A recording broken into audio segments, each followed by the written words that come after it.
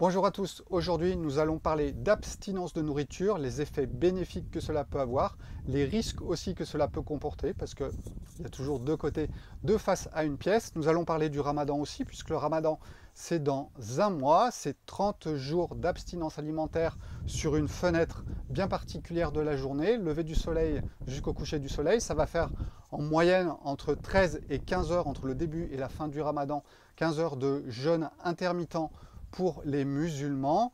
Et je vais vous parler aussi de ce qui est pratiqué de plus en plus aujourd'hui dans les pays occidentaux, sans parler de religion, en parlant tout simplement d'hygiène de vie, qui est le jeûne intermittent, qui est aussi une privation de nourriture. Alors il y a plusieurs jeûnes intermittents qui existent, 14 heures, 16 heures, 18 heures. Il y a même aujourd'hui le jeûne intermittent de 24 heures que je ne vous recommande pas forcément, faites attention.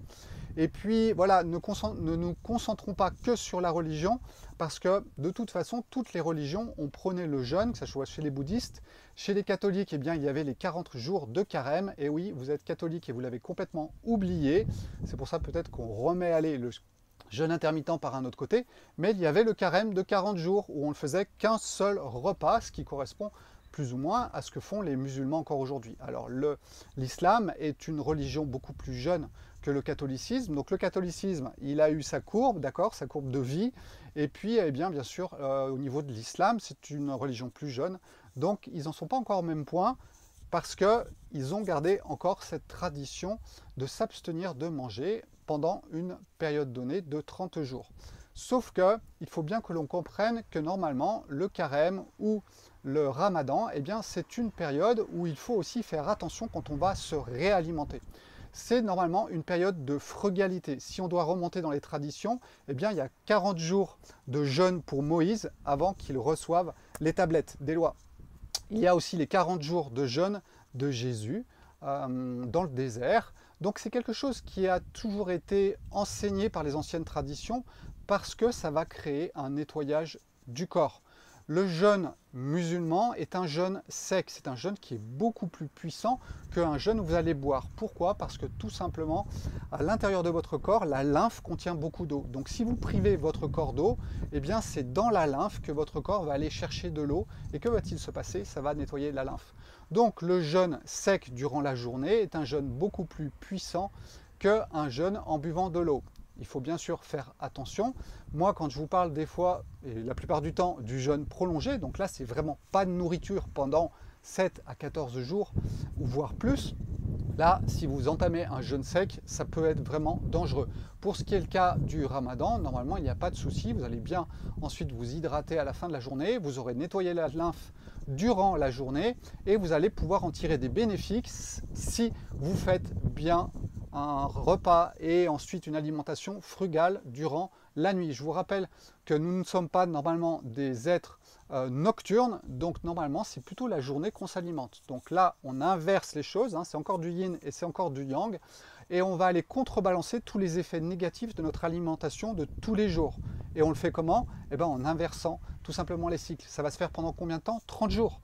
Donc ce n'est pas quelque chose qui va être pratiqué durant une année, parce que là, ça pourrait poser un problème. Pendant 30 jours, en fait, on va rééquilibrer les systèmes, et je pense que c'est l'effet bénéfique du ramadan, ce jeûne sec, et ensuite en inversant les rythmes, tout en restant bien sûr dans la frugalité. Si vous mangez trop la nuit, vous êtes totalement à l'inverse des cycles, et vous allez complètement dérégler votre corps. Il faut vraiment faire attention à ça, et je pense que c'est un point important. Moi, en tant que spécialiste du jeûne, je fais du jeûne intermittent, presque pas équivalent du ramadan, mais presque tous les jours de ma vie depuis plus de 30 ans, et j'ai à peu près 15 heures de jeûne par jour. Et ensuite, je jeûne aussi des périodes de 7 à 14 jours, complètement et intégralement, en buvant de l'eau bien sûr. Et tout ça, voilà, j'ai appris beaucoup de choses sur la physiologie, et je peux partager avec vous des connaissances aussi scientifiques qui expliquent pourquoi ça fonctionne et pourquoi ça fait du bien à l'intérieur du corps. Bien sûr, je me concentre sur le corps, ça fait du bien au niveau de la tête, ça ouvre l'esprit, ça permet de mieux voir tout ce qui se passe, parce qu'on s'allège de la matière si on reste dans la frugalité, et j'insiste sur ce point-là, parce que c'est un point qui est vraiment très important. Et puis ensuite, pour le côté, on va dire, spirituel, religieux, il est évident que plus vous décollez de la matière, plus vous vous rapprochez du ciel, et plus effectivement vous pouvez aller toucher à la spiritualité, quelque chose qui est un petit peu moins terrestre. Alors il ne faut pas hurler au loup quand on parle de spiritualité. Moi je vous parle juste des deux côtés d'une pièce. Vous avez la matière d'un côté et vous avez ce qui est au-dessus de l'autre côté. Donc il n'y a pas de bien, il n'y a pas de mal dans tout ça. C'est juste que ça fait partie de notre vie. On vit quand même dans la matière, donc c'est pour ça qu'on ne peut pas jeûner tous les jours 100%, hein, parce qu'on est fait pour manger la matière, pour échanger avec elle. Et quand on parle du jeûne, c'est juste une façon aussi de rééquilibrer le côté de l'hyper-matière avec de la légèreté. Et rappelez-vous, toutes les religions, toutes les traditions enseignent ce genre de choses pour vous donner une liberté, une autonomie et une santé en vivant dans le monde. D'accord? Le principe d'une religion, c'est ça, c'est de maintenir les personnes dans un état de conscience qui est le plus juste possible. C'est souvent ce que les messagers envoyaient comme information aux personnes qui sont autour d'eux, et ça a toujours existé, d'accord? Que ce soit le catholicisme ou avant, voire même encore avant dans d'anciennes civilisations, il y a toujours eu des messagers pour nous rappeler quel est le chemin, est-ce que c'est le bon chemin? Non, c'est un chemin d'équilibre. Le chemin, eh bien en fait, il en existe deux. Il y a toujours deux côtés à un chemin. Moi, j'essaie toujours de vous parler de celui-là. Il n'est pas forcément mieux, c'est juste celui que j'expérimente et c'est pour ça que je vous le partage. Donc, ce jeûne intermittent, il est très important pour le corps. Il peut être pratiqué tous les jours de façon naturelle. Quand je vous parle du jeûne intermittent naturel, je suis bien loin de tout ce qu'on raconte aujourd'hui dans les médias ou sur Instagram.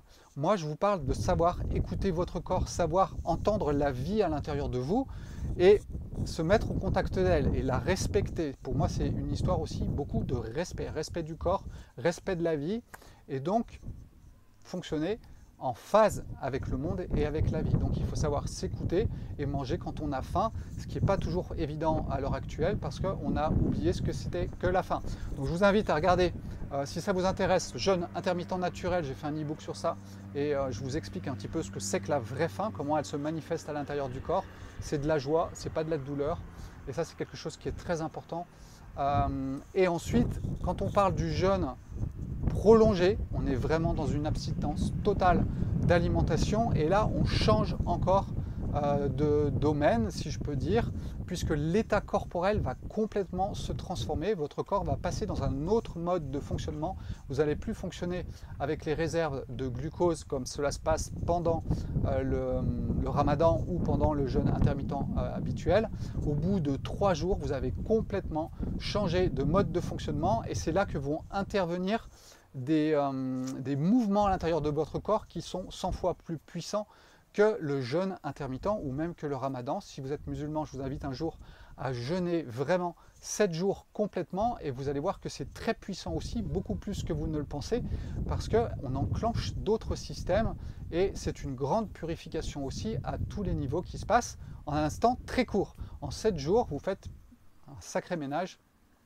Et c'est aussi très intéressant d'expérimenter les choses. Moi, j'aime bien expérimenter. Donc, j'ai décidé que le 10 mars, je vais jeûner avec les musulmans. C'est-à-dire que je vais pratiquer le même jeûne que, même si je connais déjà un petit peu, quand j'encadre le jeûne, généralement, je ne mange pas du tout de la journée.